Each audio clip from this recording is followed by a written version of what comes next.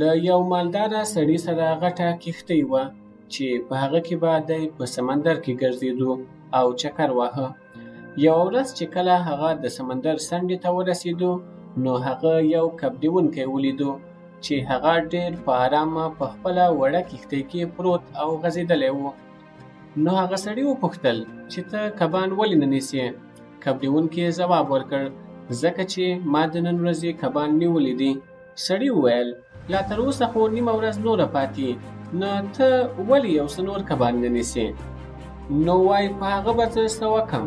سړي وویل چې ته به هغه وپلورې او ډېرې پیسې به ترلاسه کړې او په هغه پیسو ته خپله وړه کښتۍ ترمیم کوای سې، نو د تا کښتۍ به مضبوطه سي، نو ته به بیا ډېرو ژورو اوبو ته ولاړ سې او له هغه ځایه به بیا ته ډېر کبان ونیسې، نو بیا به له تا سره دومره ډېر روپۍ سي او ته به د کبانو نیولو جال واخلې او د هغه جال په واسطه به ته وکولی سې چې ډېر کبان ونیسې او له تا سره به روپۍ ډېرې سي. که دغسې ته ډېر محنت وکړې نو ډېر ژر به ته یوه نوې کښتۍ واخلې او دا هم ممکنه ده چې ته به ډېرې کښتۍ واخلې او بیا به ته د ما غوندې دولتمنده سې. نو بیا به زه څه کوم؟ کبډیونکي وویل وی بیا به ته له خپل ژونده خوند واخلې او په خپله خوښه به ژوند وکړې. محترمه تاسو څه فکر کوئ؟ زه اوس څه کوم؟ یعنې له خپله ژونده خوند اخلم.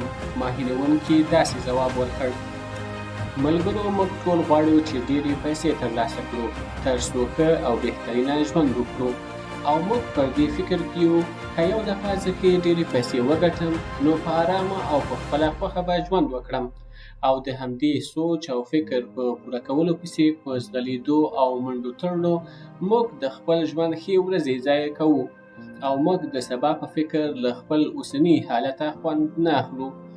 ملګرو دا یوه ډېره غټه غلطي ده. ژوند په اوسني حالت کې د خوشحاله اوسېدل دي.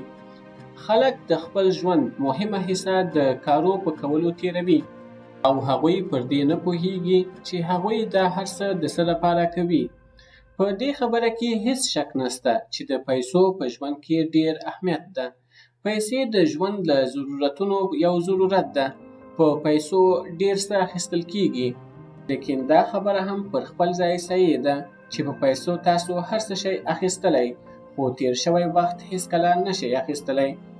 نو له همدې له وجې د ډېرو پیسو په لټه کې خپل اوسنی وخت مه هېروئ او خپلې اوسنۍ خوشحالۍ مه هېروئ. ملګرو که د تاسو ویډیو خوښه شوې وي ویډیو در سره لایک او شیر کړئ او زموږ چینل در سره سبسکرایب کړئ تر څو له هرې نوې ویډیو څخه لومړی تاسو خبر شئ.